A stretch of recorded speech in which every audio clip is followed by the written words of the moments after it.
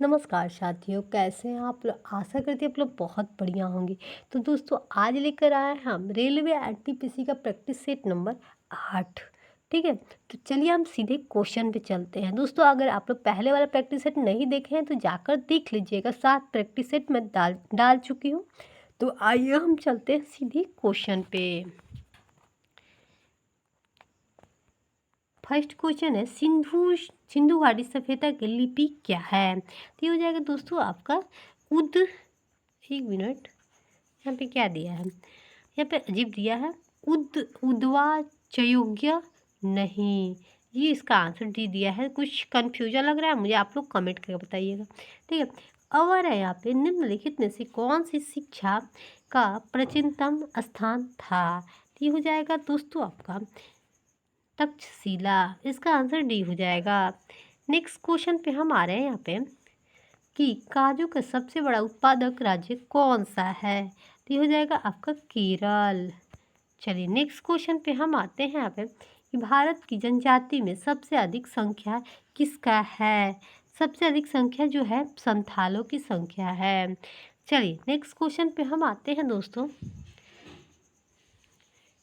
यहाँ पे 5 नंबर, जब राज्य विधानसभा द्वारा अनुमोदित किसी बिल को राज्यपाल ग्रहण करता है तब केंद्र के एक अभिकर्ता की हैसियत से राज्यपाल को निम्नलिखित कर्मों में किसे करना सबसे उपयुक्त है। तो ये हो जाएगा दोस्तों आपका बी, बिल को राष्ट्रपति के पास भेजना। चलिए हम नेक्स्ट क्वेश्चन पे हम आते हैं यहाँ पे कि निम्नलिखित में से किस मामले में उच्चतम न्यायालय में प्रत्यक्ष रूप से दाखिल नहीं किया जा सकता है। तो ये हो जाएगा सी, किसी व्यक्ति की संपत्ति दूसरे द्वारा बलपूर्वक अधिकृत होने से। चलिए नेक्स्ट क्वेश्चन पे हम आ रहे हैं यहाँ पे 7 नंबर कि वायुमंडलीय दाब किससे मापी जाती है। किससे मापी जाती है, हो जाएगा आपका बैरोमीटर। नेक्स्ट क्वेश्चन पे हम आते हैं दोस्तों, पंडित जवाहरलाल नेहरू का मतलब मृत्यु कब हुई थी। कब हुई थी, तो ये हुआ था 1964 में। चलिए हम नेक्स्ट क्वेश्चन पे हम आते हैं दोस्तों। देखिए करेंट अफेयर जो होगा मैं नहीं बताऊंगी, क्योंकि करेंट अफेयर पुराना वाला है, पढ़ने से कोई फ़ायदा नहीं है। अब आ रहा है यहाँ पे कि मुगल शासकों के आगमन से पूर्व कश्मीर किस धर्म के प्रमुख केंद्र के रूप में विख्यात था। विख्यात था, तो ये हो जाएगा दोस्तों आपका शैव। ठीक है, इसका आंसर डी हो जाएगा। आई एम नेक्स्ट क्वेश्चन पे भूगोल में शब्द प्रेयरी का अर्थ क्या होता है। प्रेयरी का अर्थ होता है उत्तरी अमेरिका का शीतोष्ण घास का मैदान। इसका आंसर ए हो जाएगा। अब हम नेक्स्ट क्वेश्चन पे निम्नलिखित में से कौन बेमल है। बेमल है, तो ये हो जाएगा आपका कर्नाटक। नेक्स्ट क्वेश्चन पे हम आ रहे हैं यहाँ पे कि शब्द फ्यूअर किसके लिए प्रयुक्त है। किसके लिए प्रयुक्त है, तो ये हो जाएगा आपका हिटलर के लिए। ठीक है, अब हम नेक्स्ट पे आ रहे हैं कि मकबरा क्या होता है। मकबरा क्या होता है, तो ये हो जाएगा बड़ी शाही कब्र। इसका आंसर ये हो जाएगा। आई एम नेक्स्ट क्वेश्चन पे हम चलते हैं यहाँ पे the general theory of employment interest and money के लेखक कौन थे। एंड मनी के लेखक कौन थे, तो ये हो जाएगा जॉन मेनार्ड कीन्स। ठीक है, अब हम नेक्स्ट क्वेश्चन पे हम आते हैं यहाँ पे कि किसने सजीव वस्तु पर लक्षणों की आनुवंशिकता के सिद्धांत प्रतिपादन में योगदान दिया। तो ये हो जाएगा दोस्तों आपका गिगर मेडल। अब हम नेक्स्ट पे आते हैं यहाँ पे कि नीचे दिए गए कथन में कौन सी अवधारणाएं प्राप्त होती है। एक वैज्ञानिक कहता है कि पेड़ जंगल में अन्य पेड़ों के साथ संवाद कर सकते हैं और पोषक तत्वों में भी साझा कर सकते हैं। तो क्या होगा दोस्तों, यहाँ पे कौन सा कथन सही होगा। यहाँ पे तेरे पौधे अन्य पौधों के साथ अतिरिक्त पोषक तत्व साझा करते हैं। अतिरिक्त साझा करते हैं। ठीक है, 2 नंबर दे रहे पौधे के नीचे सब कुछ जुड़ा हुआ है। सब कुछ जुड़ा हुआ है, तो ये हो जाएगा आपका एक, इसमें एक सही है।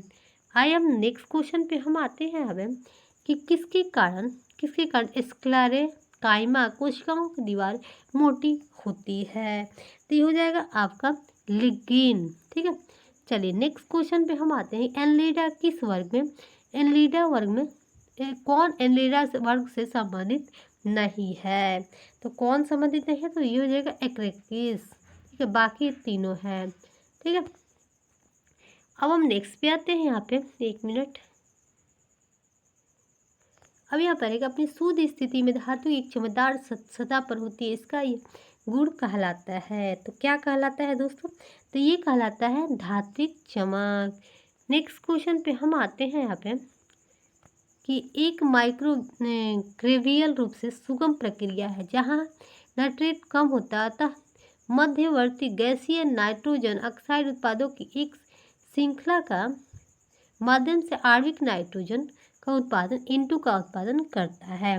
तो क्या हो जाएगा इसका आंसर? तो ये हो जाएगा आपका अनाइट्रीकरण। चलिए अब नेक्स्ट क्वेश्चन पे हम आते हैं। यहाँ पे जल में एक अम्ल एक क्षार को घोलने की प्रक्रिया अत्यधिक क्या होता है? तो ये होता है आपका रीड एक्टिविटी। चलिए नेक्स्ट क्वेश्चन पे हम आते हैं। यहाँ पे क्रांतिकी तूफान का पृष्ठमान क्या होता है? पृष्ठमान क्या होता है? ये हो जाएगा 0। ठीक है, समय t1 t2 के बीच वेग समय वर्ग के अंतर्गत क्षेत्रफल उस समय अंतराल के दौरान वस्तु के बराबर होता है। तो क्या होता है दोस्तों? तो ये हो जाएगा आपका विस्थापन का परिणाम। ठीक है, अब हम नेक्स्ट पे आ रहे हैं। 2 प्रतिरोधक 20 और 30 के समानांतर पैरेलल में जोड़ा जाता है। इस संयोजन में 8 प्रतिरोधक और 8 वोल्ट के बैटरी के साथ श्रृंखला सीरीज में जोड़ा जाता है। तो 20 वाले प्रतिरोधक धारा कितनी होगी? कितना होगा? तो ये हो जाएगा आपका C 0.36 A। ठीक है, अब हम नेक्स्ट पे आ रहे हैं। यहाँ पे कि मान लें WEWM क्रमशः पृथ्वी और चंद्रमा पर एक किसी वस्तु का भार है, तो WEWM का अनुपात निम्नलिखित में से किसके बराबर होगा? किसके बराबर होगा? तो हो जाएगा 6 के बराबर। अब उस समय के दर के तौर पर किया जाता है जिस पर काम किया जाता है या ऊर्जा हस्तांतरण की जाती है। तो ये हो जाएगा आपका C शक्ति पावर। अब किसी प्रणाली को भेजी जाने वाली ऊष्मा को क्या कहा जाता है? क्या कहा जाता है? ये हो जाएगा जूल। ठीक है, अब कोई वस्तु अपने विराम में x बराबर 0m t बराबर 0s से चलाना शुरू करती है, तो एक अक्ष के पास 2 मीटर बटा सेकेंड 2 के नियत त्वरण के साथ घूम जाती है। समय 1s और 5s के बीच की औसत वेग क्या है? औसत वेग क्या है? तो ये हो जाएगा आपका 6 मीटर सेकेंड।